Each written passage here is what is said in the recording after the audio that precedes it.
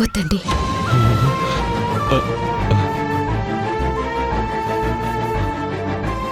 ఎందుకు వద్దంటున్నారమ్మా?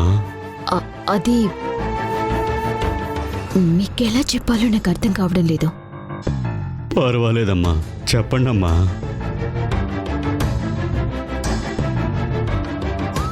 మేము ఆ ప్రాజెక్ట్ చేయడం లేదు, ఆగిపోయింది.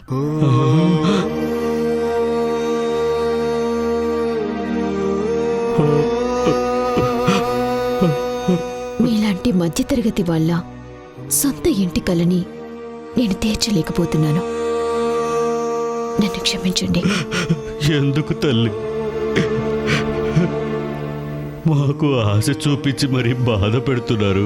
చెప్పమ్మా, ఎప్పుడో గాని నీలాంటి మంచి మనసున్న వాళ్ళు రారు. నీ వల్ల మాలాంటి వాళ్లకు ఏదో మంచి జరుగుతుందని ఆశపడ్డాం. మా ఆశలన్నీ అడి ఆశలు చేసావు కదమ్మా. ఎందుకు తల్లి ఈ ప్రాజెక్ట్ ఆపేస్తున్నారు? కారణం ఏంటమ్మా? నువ్వు ఈ ప్రాజెక్టు మొదలు పెడితే నాలాంటి వాళ్ళు ఎంతో మంది ఆనందపడతారు. అదే ఆగిపోయిందని తెలిస్తే ఇంకా ఎక్కువ బాధపడతారమ్మా. మా బాధల నుంచి మమ్మల్ని గట్టెక్కించడానికే నువ్వు వచ్చావు అనుకున్నారమ్మా. ఇప్పుడు మాకు సొంత ఇల్లు అనేది కలగానే మిగిలిపోయింది.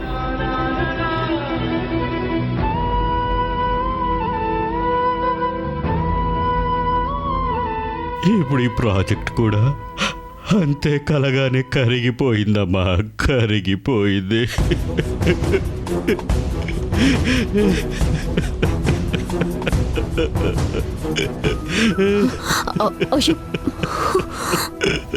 వస్తానమ్మా, వస్తాను.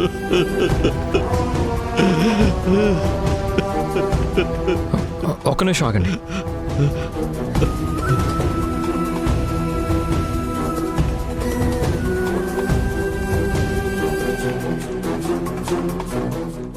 మేము ఆ ప్రాజెక్ట్ చేస్తున్నాం. త్వరలోనే మీ సొంత ఇంటి కలని నిజం చేస్తాం.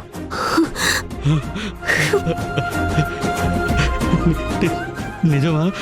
నిజమా బాబు? అవును. మీ చేత్తోనే ఆ డబ్బుల్ని మా వదినకి ఇవ్వండి.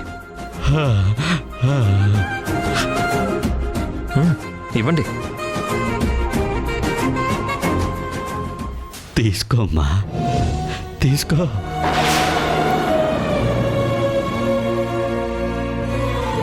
తీసుకోవద్దునా?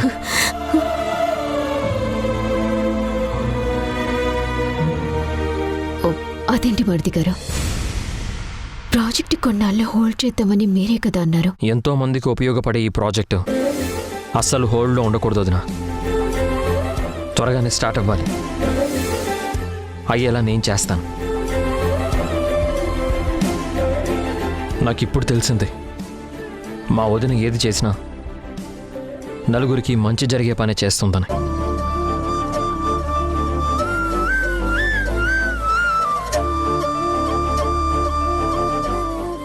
ఇవ్వండి. తీసుకో తల్లి.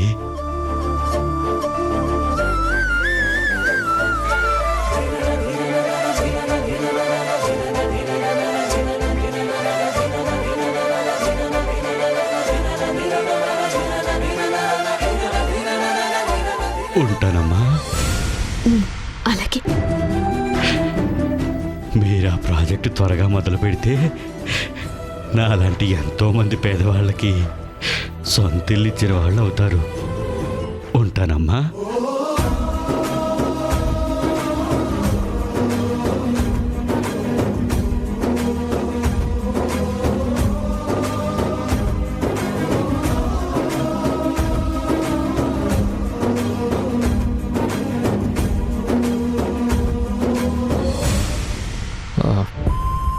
నన్ను క్షమించొదినా. నీ ఆశయం వెనుక ఇంత గొప్ప ఆలోచన ఉందని ఎప్పుడూ ఊహించలేదు. అయ్యో మరిది గారు, మీరు నన్ను క్షమాపణ అడగడం ఏంటి? నేను ఎంత గొప్ప పని చేసినా అది నా ఒక్కదాని క్రెడిట్ అని నేను అనుకోవటం లేదు. నేనేం చేసినా మన కుటుంబ గౌరవం కాపాడటం కోసమే.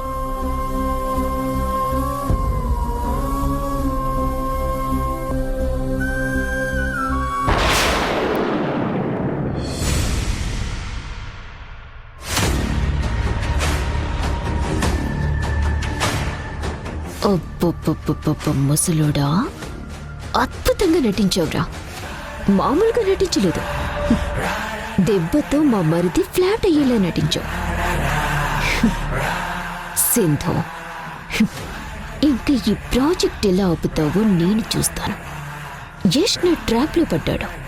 ఇక దేవుడొచ్చినా సరే ఈ ప్రాజెక్ట్ ఆగదు.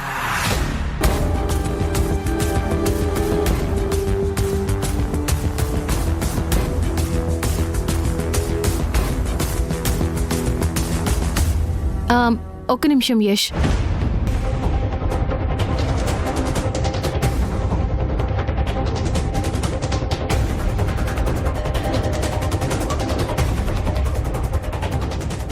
Sindhu, please stop it. ఇంకాపు. నీ ప్రతి డౌట్ని క్లారిఫై చేయాల్సిన అవసరం నాకు లేదు. అదేంటి యష్ అలా అంటున్నావు?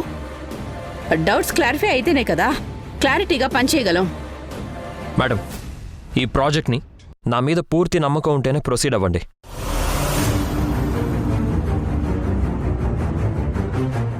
నేనైతే బిలీవ్ చేస్తున్నాను, ఈ ప్రాజెక్ట్ వల్ల ఎంతో మంది మధ్యతరగతి వాళ్ళకి మేలు జరగడమే కాదు, మన కంపెనీకి కూడా మంచి పేరు వస్తుంది మేడం.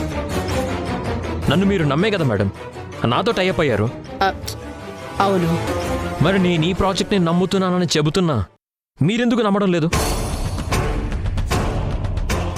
బిజినెస్లో నమ్మకం ఒక్కటే ముఖ్యం కాదు యష్, సిన్సియారిటీ, జెన్యూనిటీ కూడా ముఖ్యమే కదా.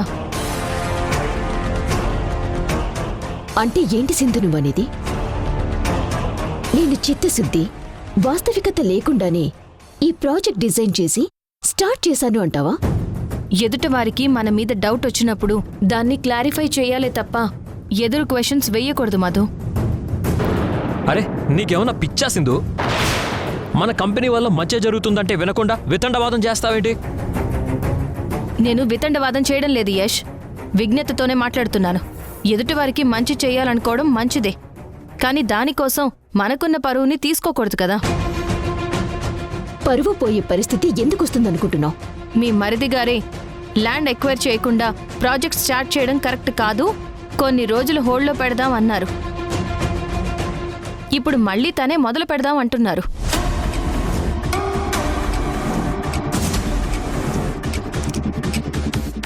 మనం చేసే ప్రాజెక్ట్ మీద మనకే నమ్మకం లేనప్పుడు పబ్లిక్ మాత్రం ఎలా నమ్ముతారు యష్?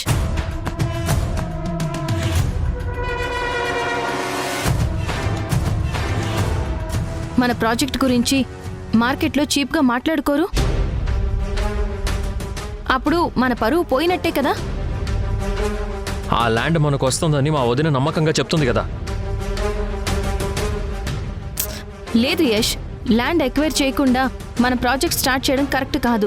నేను చెప్పేది నీ మంచికే. నువ్వెవరు నా మంచి గురించి చెప్పడానికి? అంటే ఏంటి సింధు నీ ఉద్దేశం? మా మరిది గారికున్న మంచి పేరుని నేను చెడగొడుతున్నాను అంటున్నావా? నెవర్, అది ఎప్పటికీ జరగదు. వదినా, తనతో మనకేంటి, వదిలే. సింధు, కంపెనీ గురించి ప్రాజెక్ట్ గురించి డిస్కస్ చేయి, అంతేగాని పర్సనల్స్లోకి వెళ్ళకు. మేడం దగ్గర వర్క్ చేసే వర్కర్వి నువ్వు, అంతే.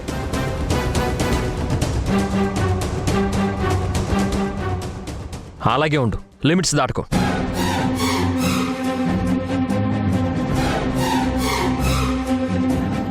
మేడం, ఫైనల్గా చెప్తున్నాను, మా వదిని నేను పూర్తిగా నమ్మే ప్రాజెక్ట్ మళ్ళీ స్టార్ట్ చేద్దాం అనుకుంటున్నాను. ఈ ప్రాజెక్ట్లో ఏదైనా పొరపాటు జరిగినా, దీనివల్ల మీ పరువు పోయే పరిస్థితి వచ్చినా, ఏదైనా సరే మేడం, అన్నిటికీ నేను బాధ్యత వహిస్తాను.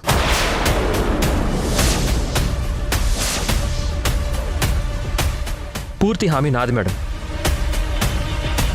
నన్ను నమ్మితే సైన్ చేయండి మేడం, లేదంటే మనం టైఅప్ అవ్వలేం. ఎవరికి వారిగా వేరైతేనే బెటర్. కూల్ యష్, ఎందుకంత ఆవేశం? ఓకే, ఏం జరిగినా పూర్తి బాధ్యత నువ్వే తీసుకుంటాను అంటున్నావు కాబట్టి నీ మీద నమ్మకంతో మీ వదిన ప్రాజెక్ట్ని నేను అప్రూవ్ చేస్తాను. ఓకేనా?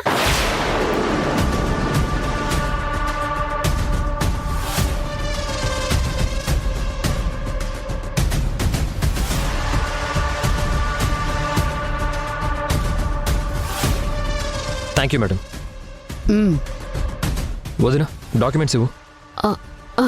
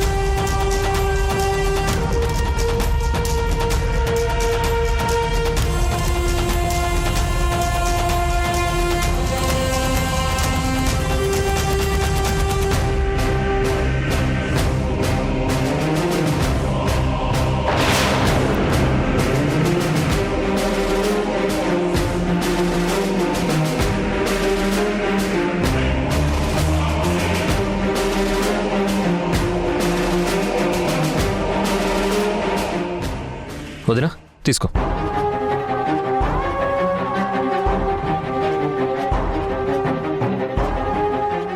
నువ్వు ఎంతో నమ్మకం పెట్టుకున్న ప్రాజెక్ట్, మా నమ్మకాన్ని కూడా నిలబెట్టాలి.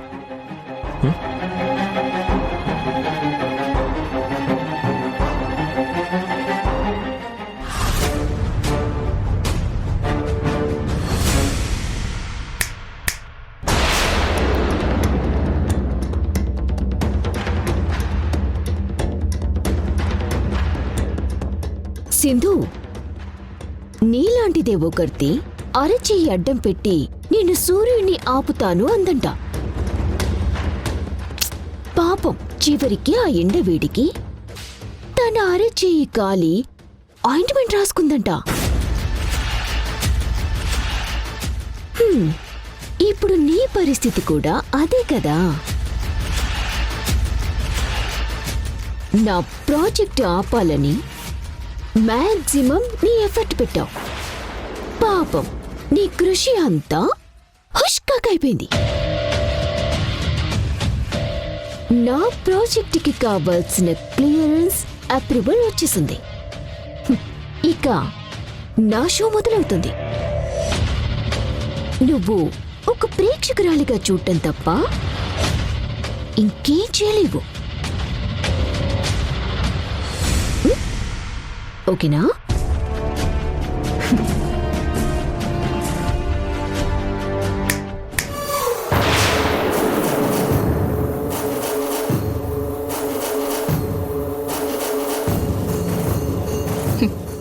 మధు, మేడం సైన్ చేయగానే తెగ చెంకలు కొట్టుకుంటూ సంబరపడిపోతున్నావేంటి? సంతకాలు అయిపోగానే ఇంకా అన్నీ నీ చెంతకు వచ్చేసినట్టు తెగ ఫీల్ అవుతున్నావా? వెనకటికి నీలాంటిదే ఒకర్తి ఆకాశంలో కారు మబ్బులు చూసి కుంభవర్షం పడిపోతుంది అనుకుని ఇంట్లో ఉన్న నీళ్లని ఒలకపోసిందట. ఇంతలో గాలి వేగానికి కారు మబ్బులు ఎటో కొట్టుకుపోయాయట. చివరికి నీ పరిస్థితి కూడా అదే అవుతుంది. ఎలా అయినా సరే నీ ప్రాజెక్ట్ ప్రారంభం అవ్వాలని యష్ని ఎమోషనల్గా బ్లాక్మెయిల్ చేశావు. I know. నీ షోకి నేను ప్రేక్షకురాలను అవుతానో లేక నా డైరెక్షన్లో నీ షో జరుగుతుందో ముందు ముందు నీకే తెలుస్తుంది. ఓకేనా? హ?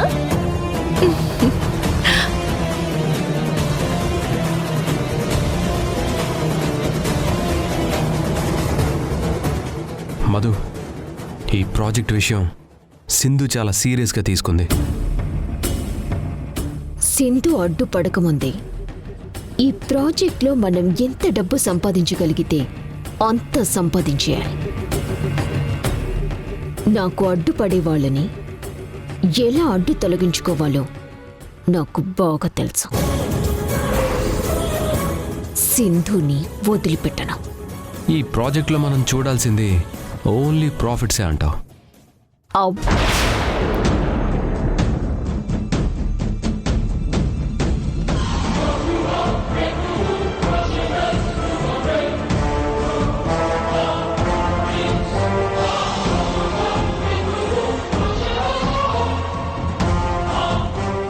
ఏంటొదినా, మీ పర్సనల్ మేనేజర్ ప్రవీణ్ ఏదో ప్రాజెక్టు ప్రాఫిట్ అంటున్నాడు. అదే మరిది గారు, ఈ ప్రాజెక్ట్లో మన కంపెనీకి ఎంత ప్రాఫిట్ వస్తుంది అని అడుగుతున్నాడు.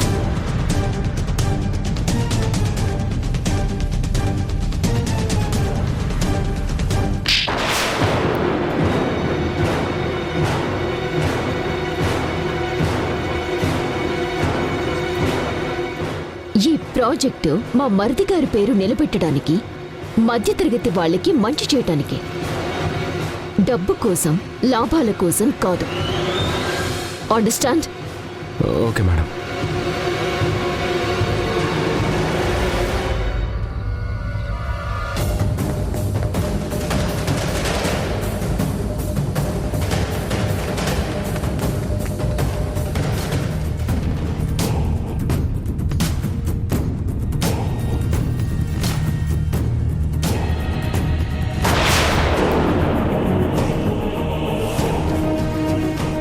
ఏందమ్మే ఏదో ఆలోచిస్తా ఉండవు? ఎవరి కోసం?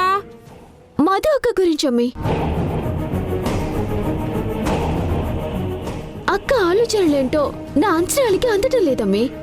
మనతో ఉన్నప్పుడు మన సొంత మనుషులా మాట్లాడుతూ ఉండదు. పక్కకెళ్తే అసలు మనం ఎవరు కూడా తెలియనట్టుగా ఉంటా ఉండదు. నిజమేనమ్మే.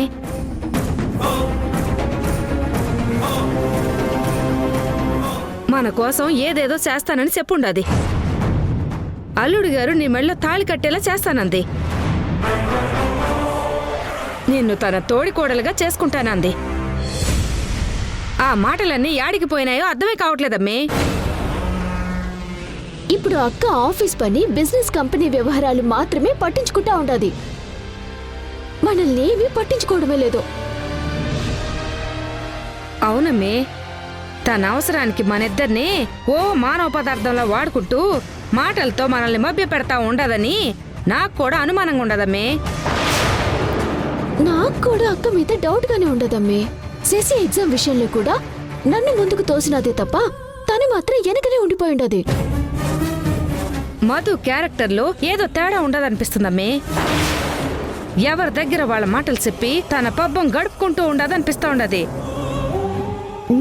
అక్కని రాని అంతా అడిగిద్దాం. వీళ్ళ గురించి పట్టించుకోవడం లేదని నా మీద అనుమానం పెంచుకుంటున్నారు. ఆ అనుమానాన్ని ఆదిలోనే తుంచేయాలి. లేదంటే రేపది పెనుభూతమై వీళ్ళ సపోర్ట్ నాకు లేకుండా పోతుంది. ఏదో ఒకటి చేసి తల్లి కూతులని కూల్చేయాలి. చెల్లి చెల్లి చెల్లి, ఓ నువ్వు రూమ్లోనే ఉన్నావా? నీకోసం ఇల్లంతా వెతుకుతున్నాను. దేనికి? నీకొక విషయం చెప్దామని. ఏంటో అది? నేనిప్పుడే పంతులు గారిని కలిసి మాట్లాడేసి వస్తున్నాను. చెల్లి, అర్జెంటుగా నీ జాతకం నాకు కావాలి. నా జాతకం ఎందుకు? ఆ సింధు మరిది గారిని ఎలాగోలా మాయ చేసి మళ్లీ తను భార్యగా కాపురం చేయాలనే ఉద్దేశంతోనే ఆ సునందని అడ్డం పెట్టుకుని మళ్లీ ఆఫీస్లో జాయిన్ అయింది. ఏటి? ఆ సింధు మళ్ళీ ఆఫీస్లో జాయిన్ అయి ఉండదా? కంగారు పడకు చెల్లి. ఆ సింధు మరిది గారికి దగ్గర కాకుండా నేను దూరంగానే పెట్టాను. కేవలం తను సునంద మనిషిగానే ఉంటుంది తప్ప కంపెనీ వ్యవహారాల్లో కానీ మా ప్రాజెక్ట్లో కానీ వేలు పెట్టకుండా మేనేజ్ చేశాను. ఎందుకంటే నేను నీకు మాటిచ్చాను కదా, మరిది గారు నీ మెళ్ళు తాళి కట్టేలా చేసి నిన్ను నా తోడుకోడలుగా చేసుకుంటాను అని. ఆ మాట కోసమే ఆ సింధుని ఎక్కడుంచాలో అక్కడే ఉంచాను. ఆ, నేను నా కంపెనీ బిజినెస్ పనుల్లో బిజీగా ఉన్నా నా ఆలోచనంతా నీ పెళ్లి గురించి చెల్లి. ఎంత ప్రయత్నిస్తున్నా ఏదో ఒక ఇబ్బంది వచ్చి మరిది గారితో నీ పెళ్లి ఆగిపోతుంది. అందుకే పంతులు గారిని కలిశాను. నీ జాతకంలో ఏదైనా దోషముందేమో, అందువల్లే ఇలా జరుగుతుందేమో అని. ఒక్కసారి నీ జాతకం పరిశీలించి ఏదైనా దోషముంటే దానికి పరిహారంగా జపాలు హోమాలు చేయిద్దామని. అందుకే అడిగాను. ఇప్పటికే చాలా ఆలస్యమైంది, మనం తొందరపడాలి. వెళ్ళి నీ జాతకం తీసుకురాపో చెల్లి.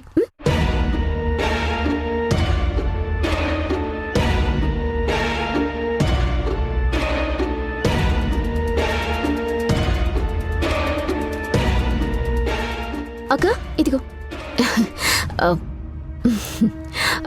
సరే వస్తాను చెల్లి. నీ జాతకం వెంటనే పంతులు గారికి చూపించాలి. వస్తాను.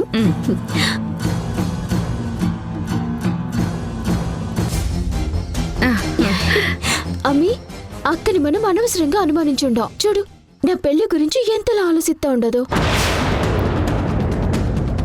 నిజమేనమ్మే. ఈ ఇంట్లో ఇంకా మనకి ఏదైనా హోప్ ఉండదంటే అది మధు మాత్రమేనమ్మే.